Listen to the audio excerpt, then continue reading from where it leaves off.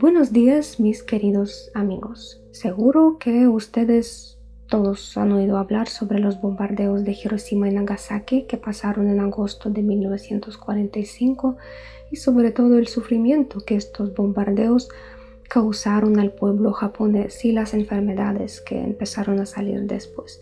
Y claro, lo inhumanos que fueron los estadounidenses al haber hecho todo esto.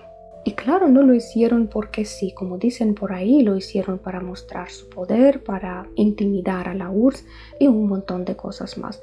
Pero hay algo que casi siempre se olvida. ¿Por qué Japón recibió un ataque semejante? ¿Qué hizo para que le cayera ese golpe tan fuerte? ¿Acaso solo fue por Pearl Harbor? Pues no. Y hoy hablaremos sobre las fábricas de la muerte que el ejército japonés montó justo antes de la Segunda Guerra Mundial y de todos los horrores que los japoneses hicieron a la humanidad y sobre todo a la gente de Asia. Hablaremos del temido Escuadrón 731. Desde el principio quiero aclarar que en este vídeo no voy a poner imágenes fuertes porque en primer lugar no pasaría ninguna censura y en segundo lugar yo misma soy bastante sensible a este tipo de cosas, pero les aviso que el tema va a ser duro y los hechos impactantes.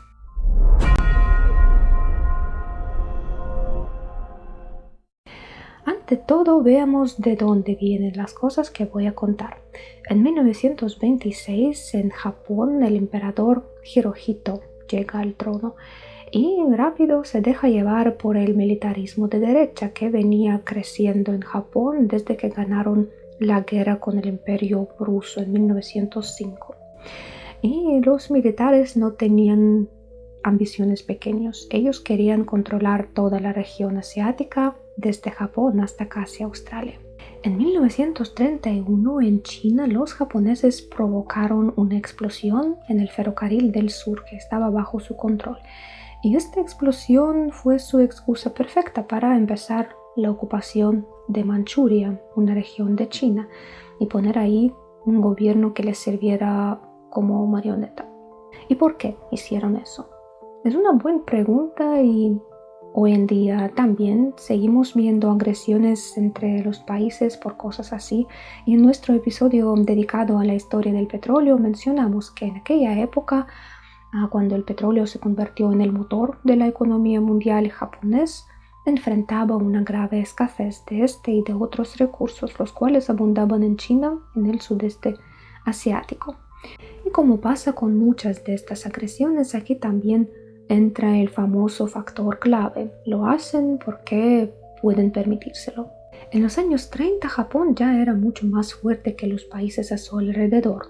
Tenía una experiencia de haber vencido al Imperio Ruso, que en ese momento ya ni existía. Y mientras tanto, China estaba metida en una guerra civil.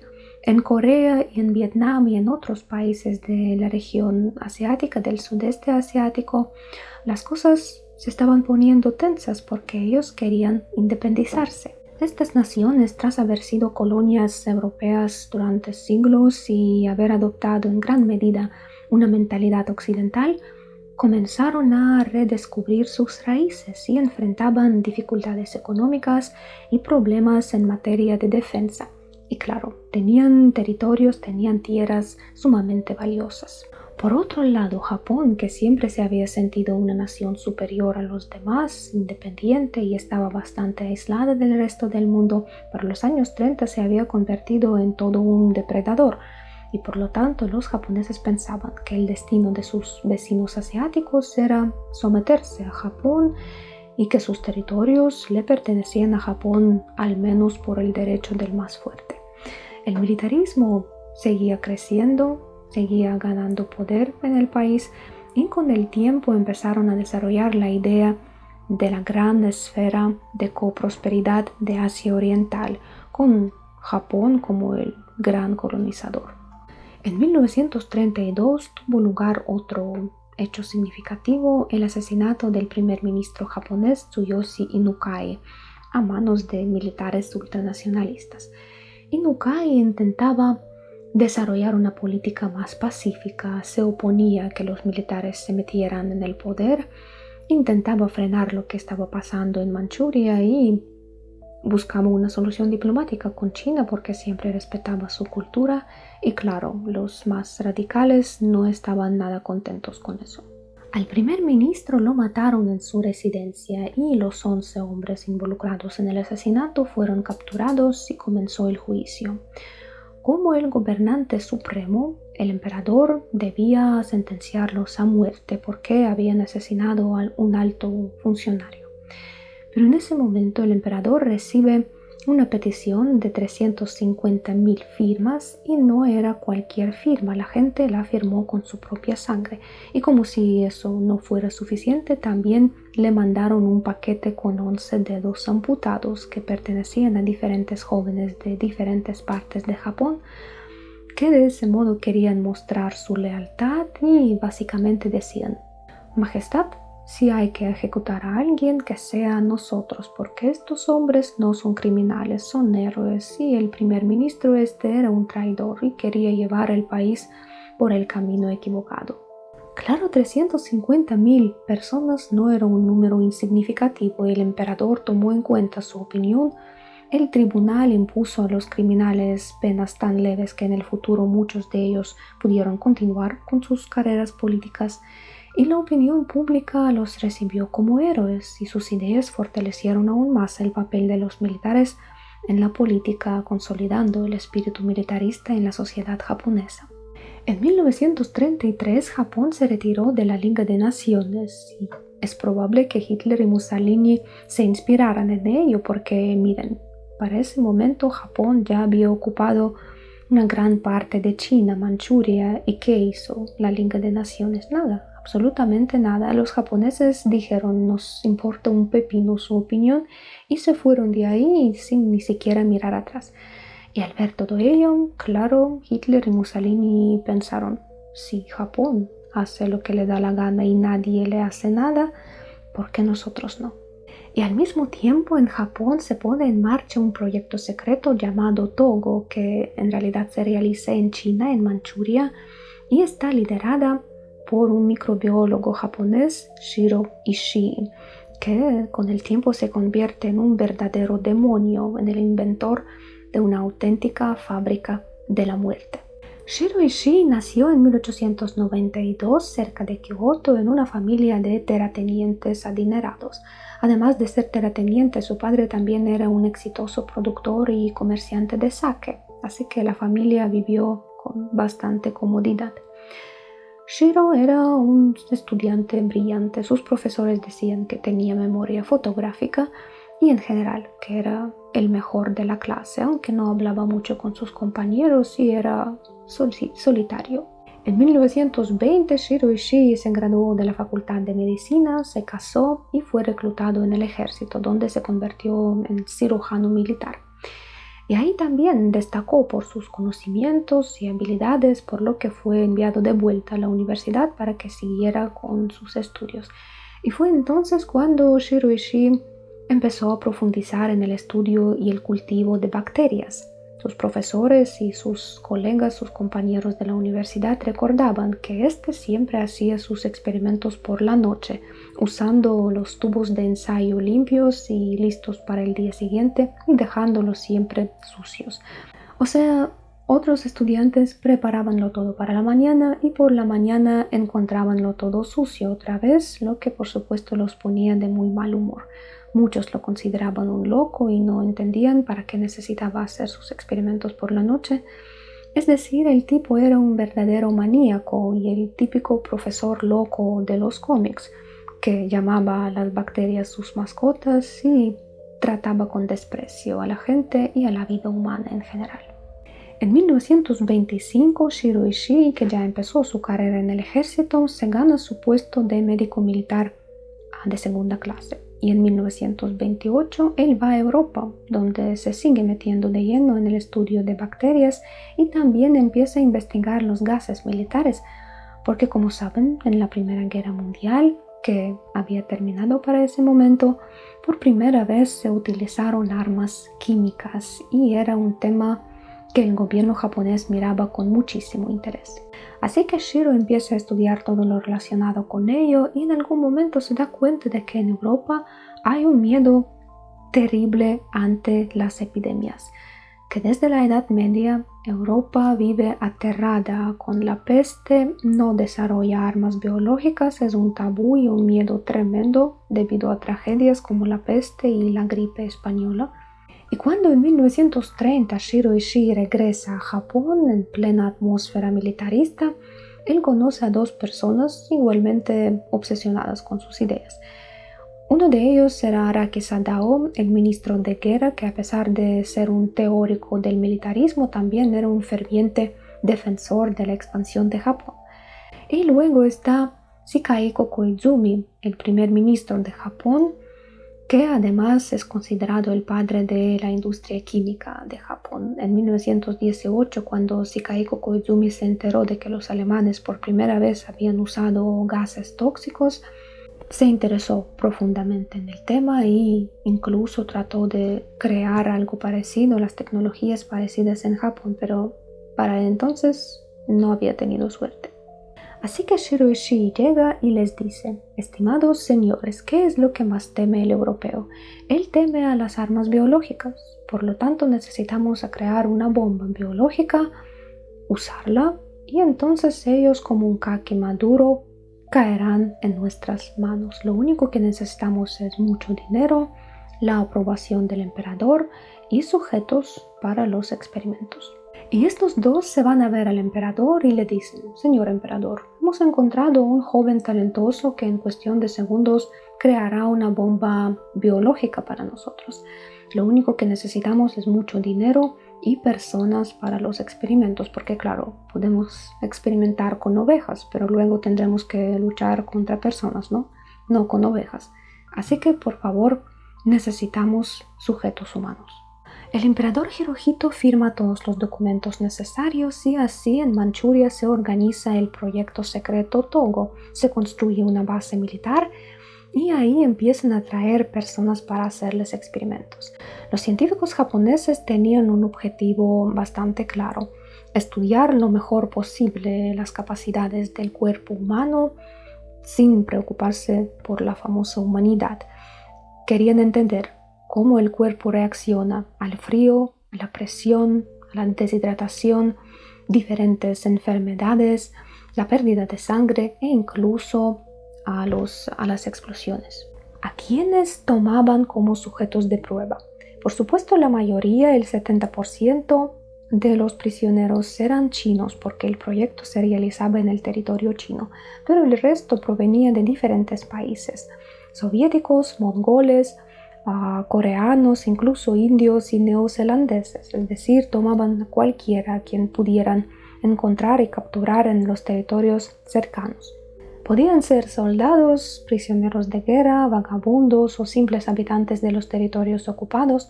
El sexo de la persona no importaba, pero trataban de evitar a tomar personas mayores de 40 años. Y en cuanto a las mujeres, a veces las embarazaban a propósito para hacer experimentos tanto con bebés como con mujeres embarazadas. Los experimentos eran de todo tipo. A algunos les ponían vacunas del tifus, a otros de la peste, a algunos los infectaban con VIH y luego los observaban para ver cuánto sobrevivían, cómo adaptaban a diferentes condiciones y qué pasaba si estaban más lejos o más cerca del foco de infección, si se trataba de gases tóxicos. 2 años después, uno de los prisioneros logró escapar y como podía revelar la ubicación de los laboratorios y también contar lo que ocurría ahí, el proyecto fue reubicado, destruyendo todas las pruebas. Lo trasladaron a otro sitio y esta vez Shiro Ishii aprendió de los errores del pasado y la nueva base la construyeron de manera que nadie logró escapar de ahí durante todos los años de su existencia. Esta era unidad secreta del ejército imperial japonés que fue llamada Escuadrón 731 y su base principal se encontraba en Pingfan, que hoy es un distrito de la ciudad de Harbin en China. Era un complejo enorme de unos 6 kilómetros cuadrados con cámaras de gas, con crematorios, laboratorios, prisiones y hasta campos de prueba. Los prisioneros llegaban ahí de noche en camiones sin placas, sin ventanas, sin ninguna pista de a dónde los estaban llevando. El último tramo del camino era subterráneo, así que los prisioneros no tenían ni idea de dónde estaban y por ello nadie logró escapar jamás de ahí. Se dice que hubo solo un intento de motín, uno de los prisioneros fingió estar enfermo y cuando un guardia entró en su celda lo atacó, le quitó las llaves y liberó a todos los que pudo. Pero el lugar era un laberinto, lo que resultó ser un obstáculo insuperable. La gente se perdió y los guardias simplemente los asesinaron a todos los amotinados a tiros. Dentro de la base cada prisionero perdía su identidad, les daban un número de 3 cifras y los encerraban en celdas individuales. Primero les hacían chequeos médicos e incluso los alimentaban y los trataban, pero no por compasión, sino porque los necesitaban en buen estado. Y cuando estaban listos, los científicos empezaban sus pruebas. Los dejaban morir de hambre para ver cuánto aguantaba el cuerpo humano, les sacaban lentamente toda la sangre para determinar el momento exacto de la muerte, les amputaban extremidades para estudiar la pérdida de sangre y también los usaban como blancos en pruebas de armas, los llevaban a un campo de tiro y detonaban explosivos a distintas distancias para calcular la más efectiva para matar. Si alguien no moría de inmediato, lo trataban otra vez, pero no porque les importaba salvarlo, sino porque querían entender qué heridas podían curarse y cuáles no. Y claro, nunca usaron anestesia porque, en primer lugar, era un recurso valioso para los soldados en el frente y, en segundo lugar, querían ver la reacción del cuerpo al dolor en puro estado.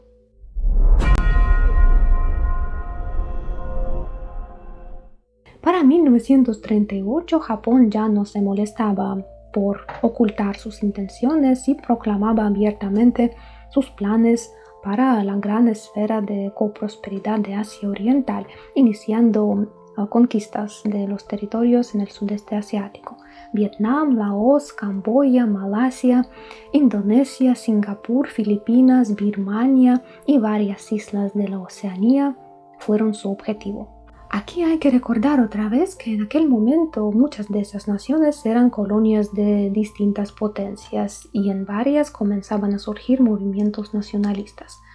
Pero ninguna de estas naciones tenía intención de convertirse en una colonia japonesa y la ocupación japonesa no era una liberación ni un acto de protección, sino era una invasión violenta con el fin de someter a esos países y explotar sus recursos. A medida que el territorio ocupado crecía, también lo hacía el número y la diversidad de prisioneros utilizados para experimentos.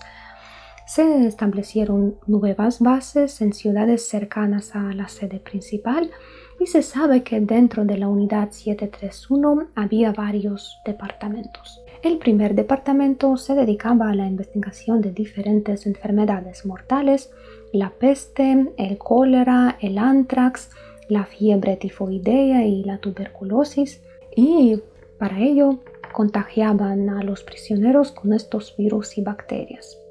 El segundo departamento diseñaba bombas y aerosoles especiales para dispersar estos agentes patógenos y también el segundo departamento investigaba la eficacia de la contaminación del agua, el aire y los alimentos. El tercer departamento se encargaba de cultivar estos microorganismos en grandes cantidades y también estudiaba cómo conservarlos para que fueran efectivos el mayor tiempo posible.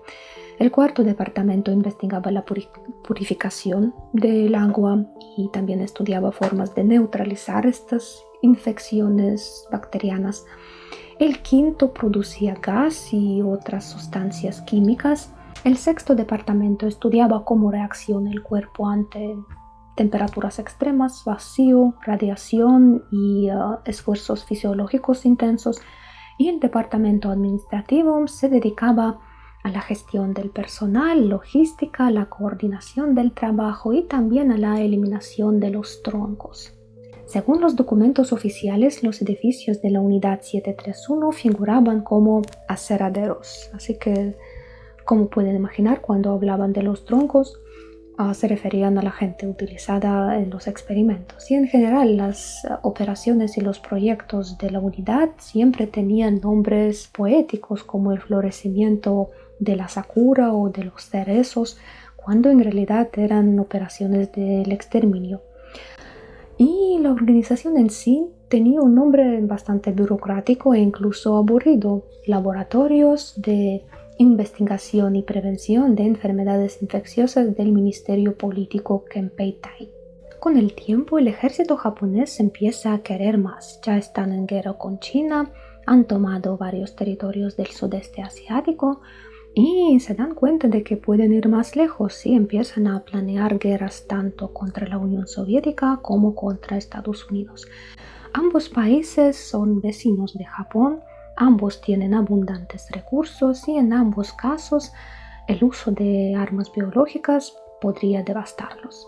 Así que los japoneses necesitan aprender a luchar en varias condiciones y aplicar sus armas biológicas también en varias condiciones.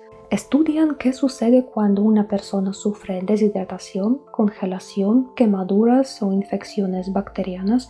Entierran a la gente en la nieve y los exponen a temperaturas de -40 y -50 grados Celsius. Les provocan quemaduras, liberan pulgas infectadas con peste. Y uno de los médicos más notorios de la unidad 731, Hisato Yoshimura, se dedicó a congelar tanto a adultos como a niños para desarrollar su índice de resistencia al frío. Más tarde, este mismo hombre escribió un artículo científico basado en sus experimentos. Y a decir verdad, el nivel de conspiración y la ingenuidad del resto del mundo ante estas atrocidades resultan sorprendentes porque, aunque cueste creerlo, los científicos de la unidad 731 publicaban sus artículos en las revistas científicos internacionales. Hablaban con todo detalle de todo lo que habían hecho y de los resultados que habían obtenido, pero en lugar de decir que sus pruebas eran con seres humanos, hablaban de unos monos de Manchuria. De hecho, Hisato Yoshimura escribió su estudio sobre congelación ya después de la Segunda Guerra Mundial, explicando sin tapujos cómo había congelado hasta la muerte a varios niños para desarrollar su índice de resistencia al frío. Sus observaciones fueron tan detalladas que incluso incluía cosas como la hora del día, el nivel de hambre y el esfuerzo físico que la persona había hecho antes de ser congelada. Y lo peor de todo es que en 1978 este mismo hombre recibió un premio estatal del emperador japonés. Y cuando le preguntaron sobre la crueldad de sus experimentos, su respuesta fue: pero ayudaron a salvar miles de vidas. Y más adelante hablaremos de por qué estas personas no solo siguieron viviendo con total impunidad, sino también continuaron publicando sus investigaciones. Al mismo tiempo, una gran parte de los experimentos no tenían nada que ver con la ciencia y se realizaba exclusivamente por pura curiosidad. Por ejemplo, momificaban a las personas, es decir, les quitaban todo el agua del cuerpo. Les transfundían sangre de animales para ver qué sucedía y también a veces les amputaban las manos y luego les cosían una mano en el lado opuesto para ver qué ocurría, como si estuvieran jugando con muñecos. También abrían a la gente mientras aún estaba viva para ver cómo se desarrollaban diferentes enfermedades dentro del cuerpo. Y en ocasiones ni siquiera era necesario el motivo científico. Llegaba un general japonés y les decía: quiero ver cómo se ven los pulmones por dentro. Y listo. Y sí, toda la élite, la familia del emperador, todos los ministros sabían de lo que estaba pasando en estas fábricas de la muerte, las financiaban e incluso iban a ver cómo se realizaban los experimentos. Altos funcionarios como el hermano del emperador o el primer ministro de Japón visitaban estas instalaciones, les mostraban los resultados de los experimentos, las cámaras, los laboratorios.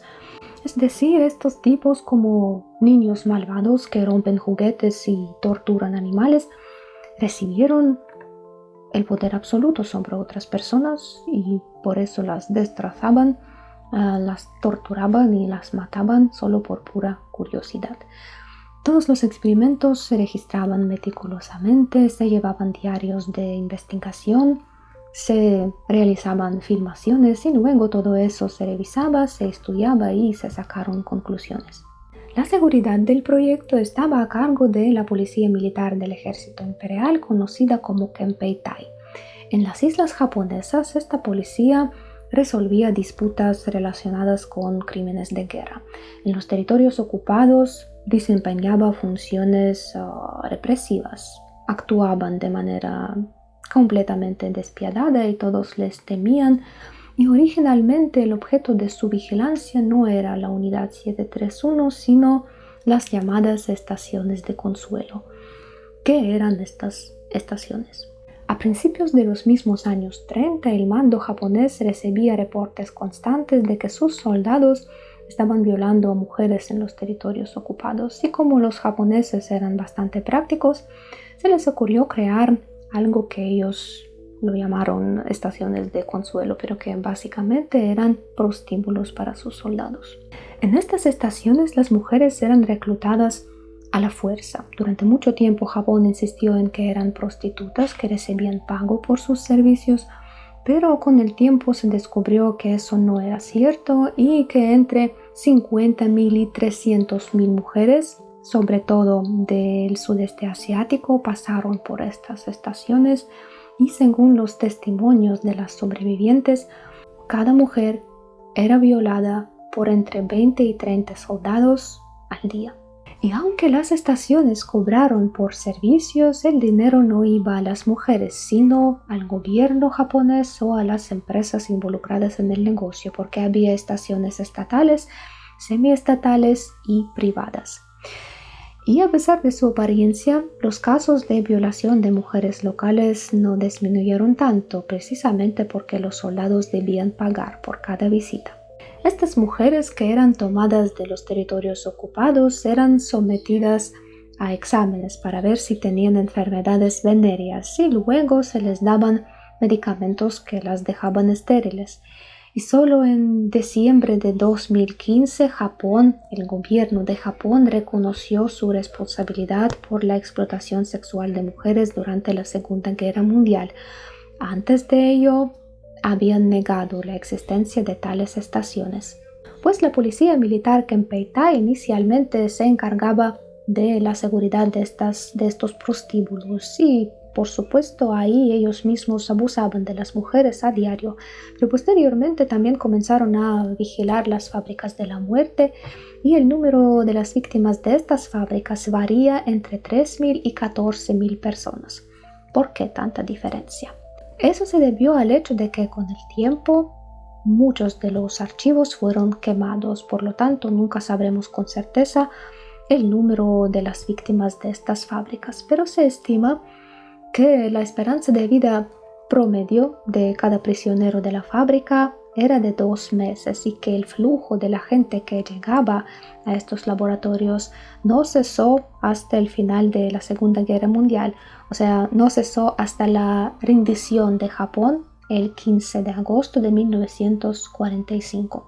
¿Qué se sabe sobre el uso de las armas biológicas japonesas? Según algunos datos no comprobados por pruebas, los experimentos en los territorios cercanos comenzaron ya en 1939 durante los combates entre las fuerzas soviético-mongolas y Japón. Supuestamente los japoneses arrojaron ampollas con la fiebre tifoidea en el río Argun, que fluía a través del territorio de la URSS, China, lo que provocó un brote de tifus en el territorio soviético. Pero en aquel entonces nadie lo vinculó con armas biológicas, no había alta mortalidad y hasta el día de hoy no ha aparecido ningún documento que confirme la implementación de la unidad 731 en este brote. Pero el hecho de que los japoneses hayan esparcido pulgas infectadas con peste sobre las ciudades chinas de Ningbo y Chanda en 1941 está confirmado. Las pulgas infectadas se dispersaron junto con arroz o harina para atraer ratas, lo que provocó un brote de la peste bubónica. hasta 300.000 personas fueron infectadas y hasta 7.000 personas murieron. Y en la ciudad de Nankín los japoneses infectaron los pozos de los que los habitantes locales sacaban agua, y unos días después la ciudad sufrió una epidemia. Tales experimentos fueron realizados en 11 ciudades chinas.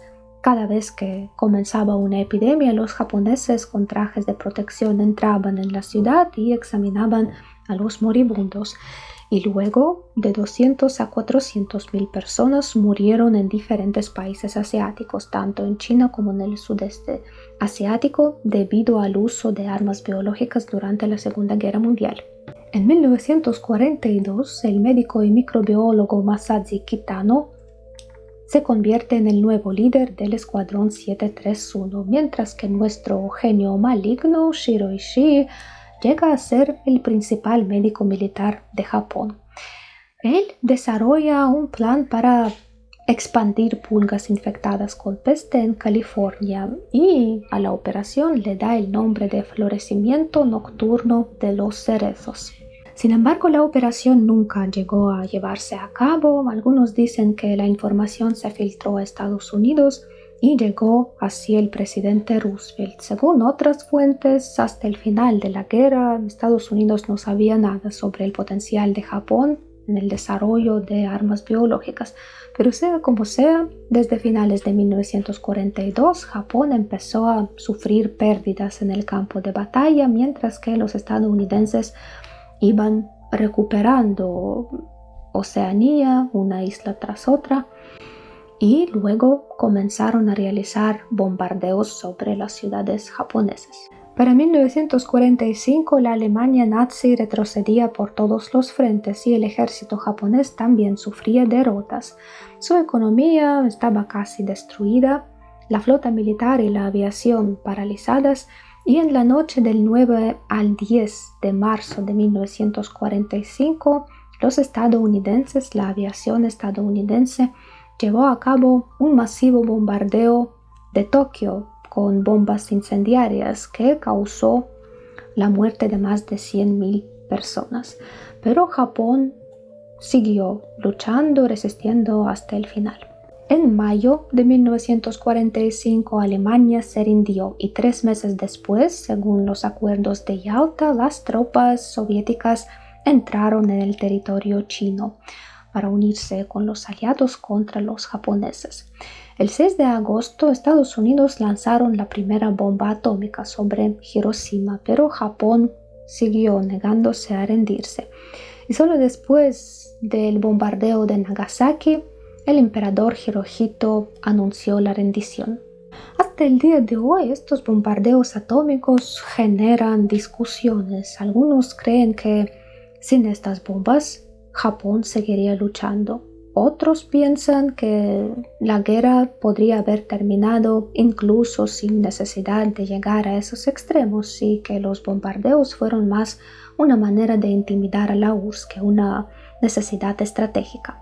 Pero de todas maneras, después de Hiroshima y Nagasaki, y también después de la invasión de las tropas soviéticas en Manchuria, el Escuadrón 731 recibió la orden de evacuar y en la noche del 10 al 11 de agosto se fueron de China a las islas japonesas. Todo lo que pudieron destruir o hacer explotar lo hicieron. A los prisioneros que aún estaban vivos los asesinaron y también mataron a varios cientos de empleados, de trabajadores de los campamentos, y a los médicos se les dieron cápsulas con veneno para que en caso de ser capturados no revelaran información secreta. Sin embargo, la existencia del Escuadrón 731 llegó a ser conocida tanto por los militares estadounidenses como soviéticos, y lo que ellos hicieron con esta información impacta la imaginación tanto como todos los horrores previos.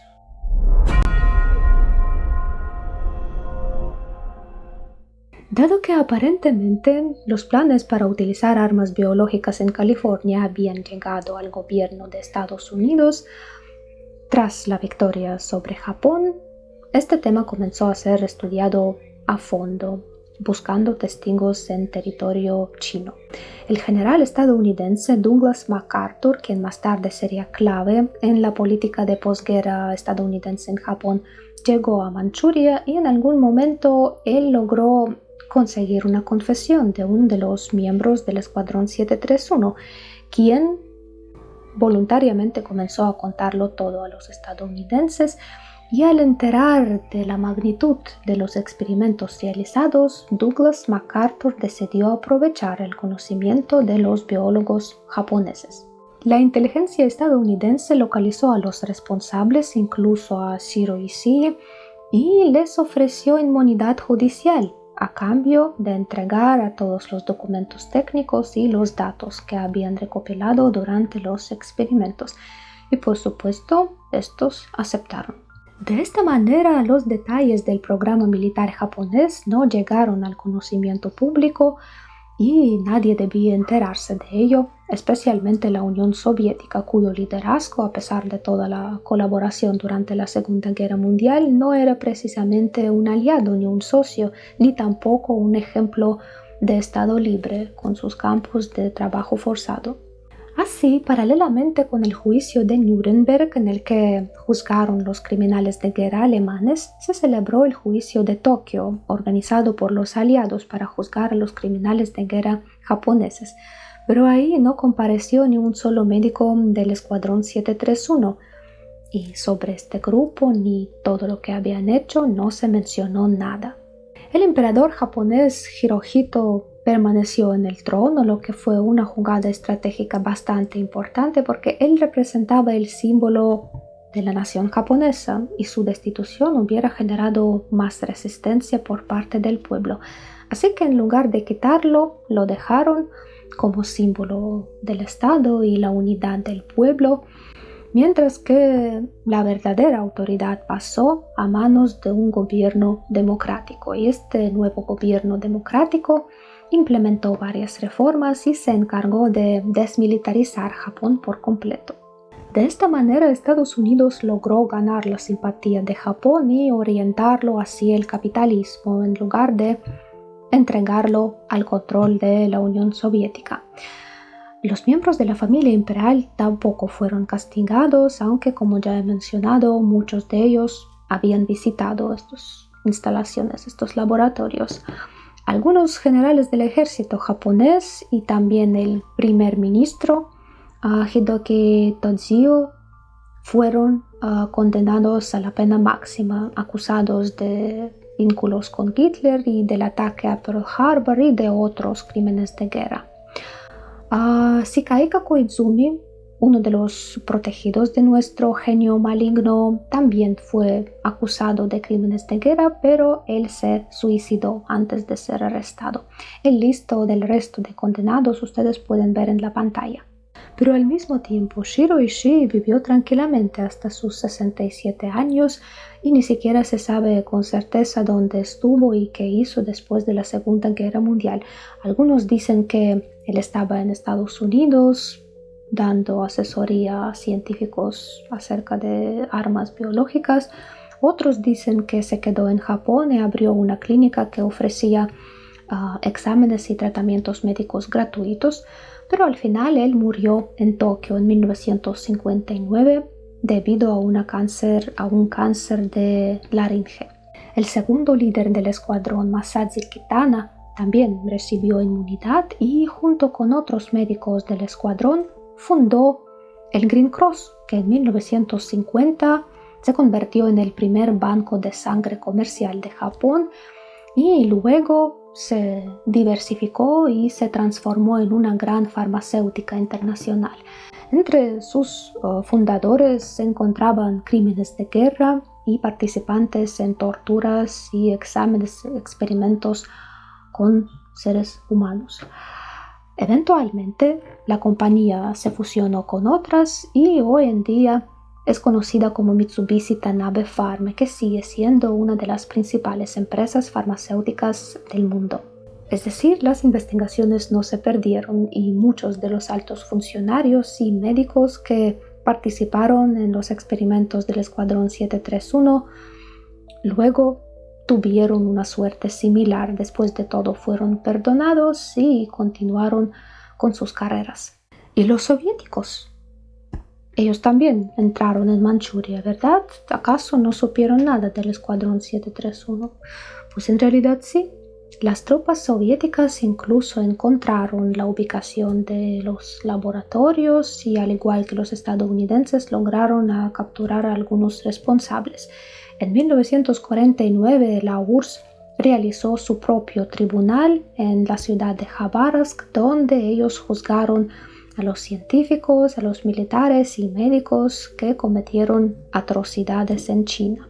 Para la Unión Soviética era importante incluso porque entre las víctimas había ciudadanos soviéticos y, como pueden ver en la tabla, algunos criminales recibieron condenas bastante largas, aunque si nos fijamos en los crímenes cometidos deberían haber estado en prisión de por vida. Pero aquí viene un pero. Desde 1949 los laboratorios soviéticos empezaron a hacer mucho más énfasis en las investigaciones biológicas. Se inició un gran programa para el desarrollo de armas biológicas y para 1956 casi todos los criminales de guerra japoneses habían sido amnistiados y habían regresado a Japón. A su vuelta se les pidió que escribieran sus memorias sobre los horrores de los campos soviéticos, pero nadie aceptó, porque lo más probable es que no hayan estado en ningún campo.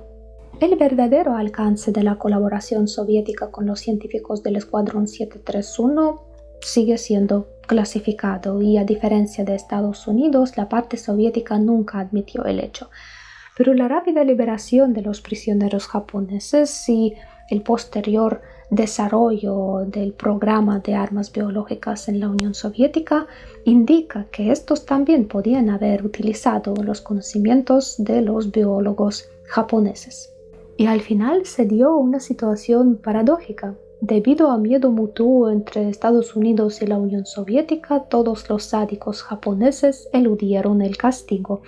La reputación de Japón en la historia quedó más limpia que la nieve siberiana y casi nadie en el planeta sabe del Escuadrón 731. Y en los programas históricos solo se habla sobre Hiroshima y Nagasaki y las bombas atómicas que causaron la muerte hasta 340,000 personas, tanto durante como después de los bombardeos. La verdad me parece que comparar el número de víctimas es algo inhumano e impensable, pero resulta que el mundo actual tiene una fascinación por grandes cifras. No le impactan 200 judíos, pero sí le impactan miles de palestinos, así que vale la pena mencionar estas cifras también. El número de civiles y prisioneros de guerra que murieron a manos del ejército japonés, tanto en China como en el sudeste asiático, según las estimaciones más conservadoras, va de 15 millones a 30 millones de personas, incluso a las víctimas de estos experimentos sádicos y a las víctimas del uso de armas biológicas que empleaban. Y lo peor es que todas estas víctimas quedaron sin justicia, aunque aparte de los juicios en Khabarovsk y en Tokio, también hubo juicios en otros países, en Filipinas, en China, en el Reino Unido, en Australia, y en total aproximadamente 5.700 japoneses fueron condenados por crímenes de guerra. Sin embargo, en el Japón de posguerra, el tema del Escuadrón 731 fue mantenido en silencio durante mucho tiempo y solo en las décadas de los años 70 y 80 empezaron a salir testimonios de antiguos miembros del escuadrón en su lecho de muerte, pero el gobierno japonés no reaccionó a ello. En 2002, el Tribunal de Tokio reconoció la existencia del escuadrón, pero se negó a responsabilizar al Estado. Y hasta el día de hoy, Japón no ha emitido una disculpa oficial por esas actividades, aunque sí que reconocieron la existencia del escuadrón y la existencia de las estaciones de consuelo. Hay monumentos a las víctimas de estas estaciones en Corea del Sur, en China y en Estados Unidos. En 2018, los archivos japoneses desclasificaron parte de los documentos que confirmaban los crímenes del Escuadrón 731. lo que fue la primera confirmación oficial, pero sin admitir la culpa del Estado, aunque Corea del Sur y China exigen regularmente ese tipo de reconocimiento. Y en los libros de historia en Japón no hay información al respecto, lo cual es también bastante significativo y no es el único caso.